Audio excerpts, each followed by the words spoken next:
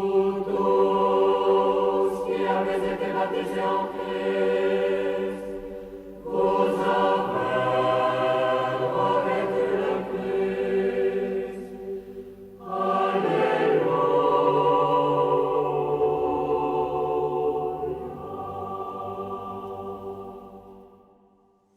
Chers frères et sœurs, aujourd'hui, le Christ, roi d'Israël, dresse sa tente parmi nous. En naissant à Bethléem, selon la prophétie de Michée, il manifeste qu'il est bien le fils de David, selon la chair, objet de l'attente des justes et des prophètes d'Israël. Mais en naissant à Bethléem et non à Jérusalem, dans le refuge d'une grotte et non dans un palais, le bon pasteur invite au festin de son royaume tous ceux qui veulent y rentrer, car il aime le juste, mais est riche de compassion pour les pécheurs. Aujourd'hui naît la lumière des nations, lumière des lumières, née du Père avant tous les siècles, Jésus le Messie.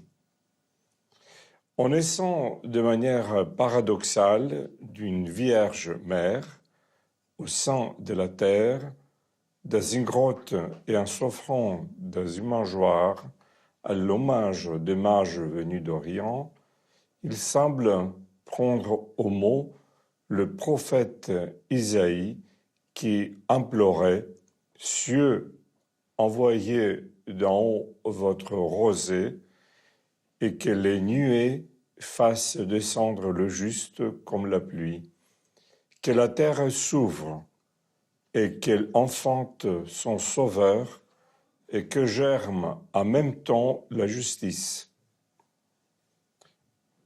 En naissant à Bethléem, la parole qui était avec le Père dès avant la fondation du monde a donné la paix à tout le peuple de la terre, car c'est lui notre paix, lui qui de deux peuples nous n'a fait qu'un, détruisant la barrière qui les séparait pour créer en 100 personnes le deux en un seul homme nouveau.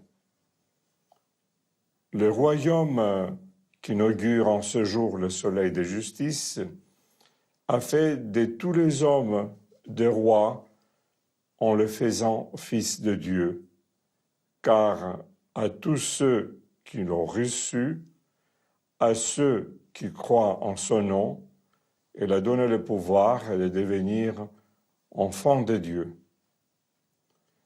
Or, le premier à l'avoir accueilli comme roi parmi les présents furent les mages venus des Chaldées. Les adorateurs des astres, qui voyaient en eux les instruments de l'implacable nécessité, ont par un astre été poussés à abandonner leur patrie. Ce sont eux, les étrangers, qui ont eu foi à l'avènement d'un nouveau roi pour Israël, non pas les habitants de la capitale Jérusalem. Les mages ont été détrompés de leur erreur en découvrant quelle est en vérité l'économie divine qui gouverne le monde, le mystère caché depuis les siècles et les générations. L'union entre le Créateur et sa créature, conçue avant le temps, advenue en Christ, manifestée dans les derniers temps, dans la faiblesse d'un nouveau-né et la pauvreté d'une grotte. Chers frères et sœurs, les mages des Chaldées ont suivi le chemin d'Abraham, celui de la foi. Comme Abraham, ils ont quitté la maison de leur père et les idoles des Chaldées, et comme Abraham, leur espérance a été comblée à l'excès, puisqu'ils ont contemplé ce que l'œil n'a pas vu, ce que l'oreille n'a pas entendu, ce qui n'est pas montré au cœur de l'homme, tout ce que Dieu a préparé pour eux qui l'aiment. Sachons retrouver, frères et sœurs, l'esprit de l'hospitalité d'Abraham et des mages. Cette migration et cet exil volontaire qu'ont pratiqué à leur suite nos pères théophores. Ils ont quitté leur patrie pour se faire à jamais étrangers avec le Christ. Lui qui a quitté le rang qui l'égalait à Dieu pour se faire migrant parmi les hommes et pour qu'il n'y ait pas de place à l'hôtellerie. Comme eux, soyons illuminés par la connaissance de cet excès de générosité qui nous révèle l'immense tendresse du Père pour tous les hommes.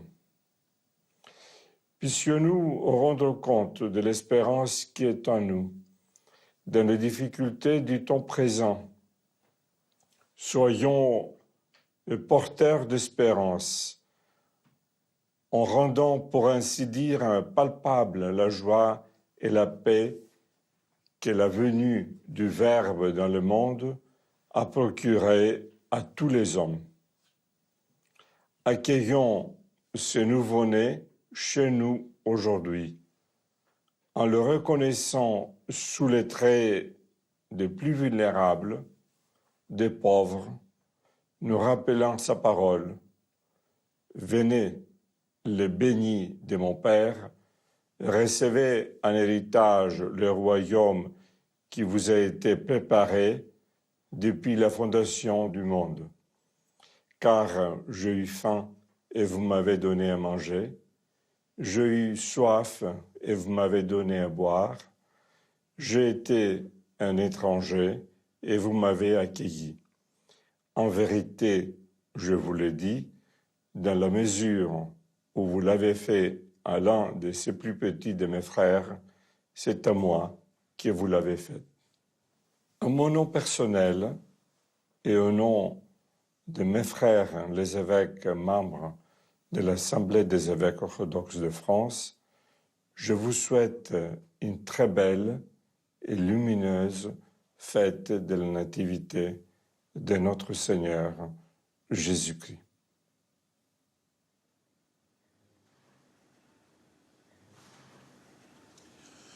Alain Durel, nous nous sommes rencontrés la première fois à l'occasion de l'édition de votre premier livre, Parler du Mont Athos, Île interdite.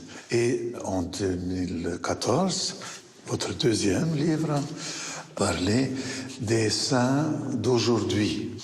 Et voilà que le troisième livre vient d'être publié, L'île au commencement du monde, qui parle de la Crète. Oui, si vous permettez. Je vous en prie. J'ai composé une prière en hommage à la Crète, Oui. qui résume un peu ce qui a été mon impression lors de ce séjour tout à fait édifiant.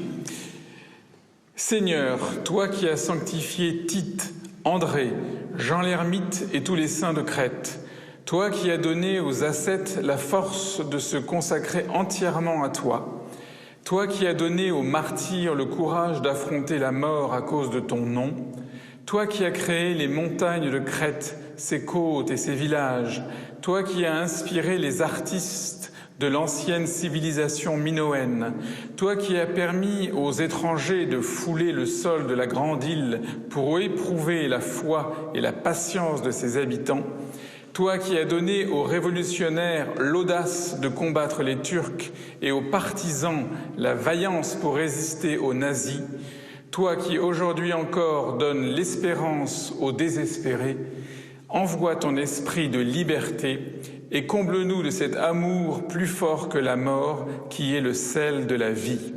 Amen. Merci pour cette belle introduction. Pouvez-vous nous dire pourquoi vous êtes allé en Crète, spécialement en Crète?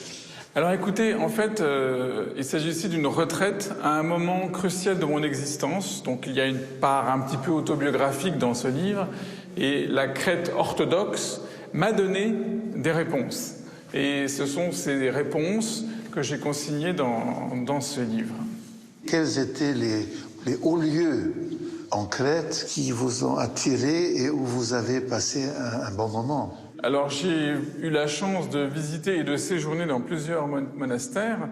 D'abord, je voudrais juste dire un mot sur un monastère qui s'appelle Arcadie, qui est très connu parce que c'est justement un symbole de la résistance. J'ai parlé de cette dimension du peuple crétois, la résistance et la liberté, puisque à Arcadie, il y a eu une terrible bataille quand les Turcs ont en fait le siège du monastère, à l'intérieur duquel les révolutionnaires, c'est comme ça qu'on les appelait, s'étaient réfugiés avec leurs femmes et leurs enfants.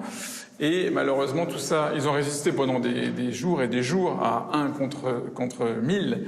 Et finalement, la forteresse, le monastère a été envahi et l'higoumène Gabriel a préféré mettre le feu à la poudrière et à faire sauter les derniers combattants. Et ce feu, et cette explosion a été très grande, qu'elle a éveillé les consciences jusqu'en Europe, puisque Victor Hugo en parle dans sa correspondance.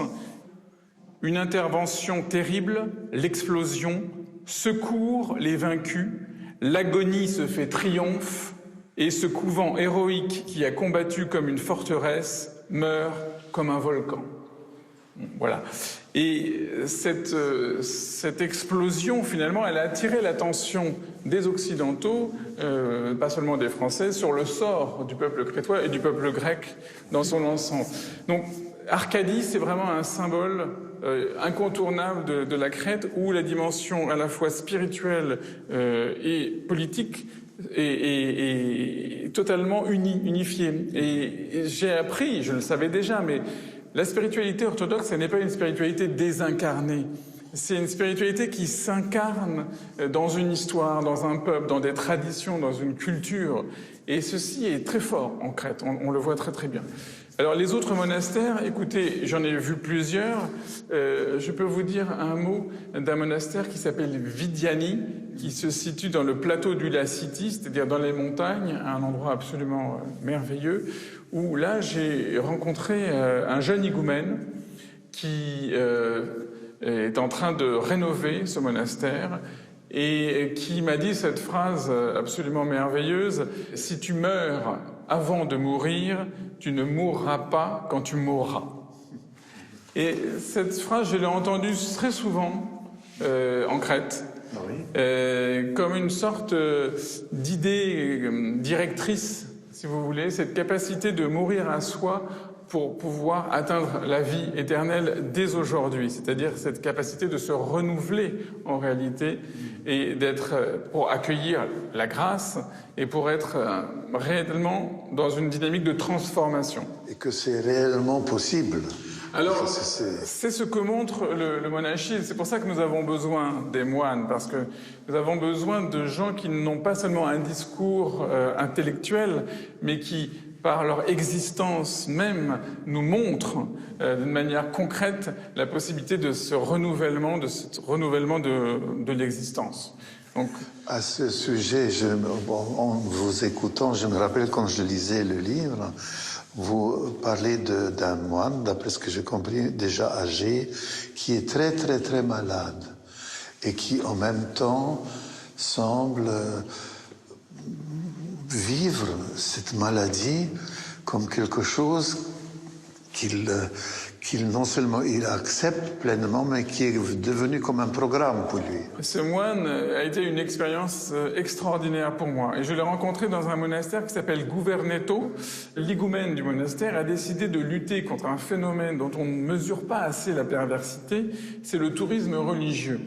Des centaines de cars arrivent dans les monastères. Alors, on fait payer l'entrée des monastères et les moines n'ont même pas le droit de faire la visite. Ce sont des guides qui viennent dans les cars qui font. Et c'est une vraie catastrophe parce que ça détruit l'esprit de prière, ça détruit. Et le père Irénée, l'higoumène de Governeto, a décidé de dire non. Alors, il s'est attiré des ennuis, tous les tours opérateurs, évidemment, et même des gens à l'intérieur de l'église lui ont dit « Mais tu comprends, ça rapporte de l'argent ». Il a dit non, si vous voulez la vie monastique authentique, si vous voulez aller à l'essentiel, il faut arrêter ce tourisme. Vous savez que le Il a raison, bien sûr. bien sûr. Vous savez que le pèlerin russe Oui. il ne pourrait pas rentrer, puisque le pèlerin n'a pas d'argent. Il faut payer pour faire un pèlerinage, donc c'est scandaleux, si vous voulez. Hein. Et le père Irénée a donc décidé de stopper ceci, mais par contre, le monastère est ouvert et il est gratuit à chaque personne. Et c'est un moine qui l'accueille, qui peut vraiment l'accueillir, et non pas d'une manière industrielle, vous voyez. Ça, c'est une chose vraiment importante. Ah, c'est magnifique. C'était vraiment éblouissant de voir. C'est un défi. C'est un défi. À l'industrie du tourisme. Exactement, oui. Et l'industrie du tourisme qui en Crète est particulièrement puissante. Et au milieu de ce monastère, tout le monde me parlait d'un certain père Sophronios qui illuminait ce monastère, et je pensais que c'était un Yeronda, un starets. Et en fait, on m'a permis... C'est ce que j'ai compris, d'ailleurs. Oui, mais c'est un starets, mais qui ne le sait pas lui-même, parce qu'en fait, on m'a permis de le rencontrer. Et qu'est-ce que j'ai découvert dans une cellule très médicalisée? Un homme, en fait, tétraplégique, qui souffre de la maladie de Charcot. C'est une maladie dégénérative, incurable. Il est sur un lit, il ne peut absolument pas bouger, sauf sa paupière. Et grâce à un système quand même très sophistiqué, il peut communiquer uniquement par des battements de paupières sur un ordinateur qui lui permet de transformer ces battements de paupières en une voix. Incroyable. Et uniquement avec ces battements de paupières, il arrive à consoler toute la communauté. Non seulement il ne se plaint pas, parce qu'il est dans une situation terrible. Il y aurait de quoi. Il supporte sa situation, mais en plus, il a une devise, c'est en fait cette fameuse parole de Saint Jean Chrysostome, je vais la dire en grec si vous permettez d'abord, doxa to Theo pandon eneken, gloire à Dieu pour tout. Gloire à Dieu pour tout. Et quand on lui pose une question, il répond « Doxa to Theo pandon eneken », gloire à Dieu pour tout. Et les gens sont tout à fait troublés parce qu'ils viennent avec leurs soucis, avec leurs souffrances, avec leurs problèmes. Et ils tombent sur un homme tétraplégique qui n'a plus aucune capacité, en fait, qui, aux yeux du monde, ne vaut rien, parce qu'il ne peut pas produire, mais qui en même temps donne à la vie un sens extraordinaire. Et surtout, je reviens à ma question initiale, est-ce qu'on peut trouver sur Terre un amour pur, un amour sans contrepartie ? Eh bien, c'est au contact de ce moine, ce que j'appelle dans mon livre l'ange blessé. Je l'appelle l'ange blessé. C'est lui, finalement, qui m'a donné la certitude qu'on pouvait aimer d'une façon totalement pure, désintéressée, sans aucune contrepartie. Et parce que il n'est pas ceci ou cela, le père Sophronios, il est. Et il est quoi? Il est finalement une pure transparence à la grâce de Dieu. Il est une transparence à l'amour de Dieu. Donc, en fait, c'est une fenêtre à travers laquelle l'amour de Dieu se déverse sur les gens qui viennent le voir. Parce qu'on dit parfois que plus la main est petite et plus on voit l'instrument. Eh bien là, c'est le contraire, si vous voulez. Cet homme, il est d'une fragilité extrême, et comme dit saint Paul, c'est quand je suis faible que je suis fort, parce que il est tellement faible d'une certaine manière que ce n'est pas lui qui vit, mais c'est le Christ qui vit en lui. Et donc c'était vraiment une expérience importante pour moi et qui m'a permis d'avancer dans mon chemin de décision, cet choix de vie que je me posais. Non, je peux comprendre que c'est comme une sorte de message ou de révélation, presque. Oui. Et puis vous avez été aussi dans ce monastère-là, mais si j'ai bonne mémoire, vous avez aussi été dans des couvents de Monial, dont la tradition monastique connaît également un renouveau actuellement en Crète. Tout à fait. Alors il y a des disciples qui étaient des disciples laïcs de celui qu'il faut appeler aujourd'hui Saint Porphyre, puisqu'il a été canonisé en 2014, et des disciples du Père Porphyre qui ont contribué à le faire connaître en diffusant un livre très important écrit par le Père Porphyre et qui a contribué, je pense, à sa canonisation. À la mort du Père Porphyre, ses disciples ont pris le voile, sont devenues des religieuses et elles se sont installées en Crète, dans 2 couvents. Mais lui-même vivait où? Lui-même ne vivait pas en Crète, il vivait principalement à Athènes et autour d'Athènes. C'est ça. Bien qu'il était moine atonite, et qu'il avait, à cause d'une maladie, il avait été obligé de venir, et il avait été notamment prêtre à la polyclinique d'Athènes, au milieu du bruit, du vacarme du monde pendant des années, et il est retourné au Mont Athos pour mourir. Donc...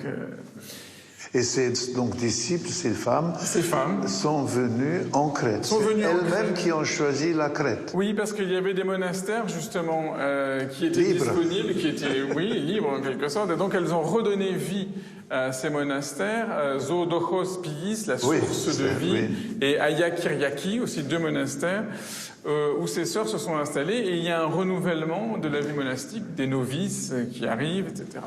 Et ces sœurs sont imprégnées de cet esprit du Père Porphyre, qui justement est un esprit, je dirais, non sacrificiel, c'est-à-dire qu'on n'est pas dans une démarche commerciale avec Dieu. On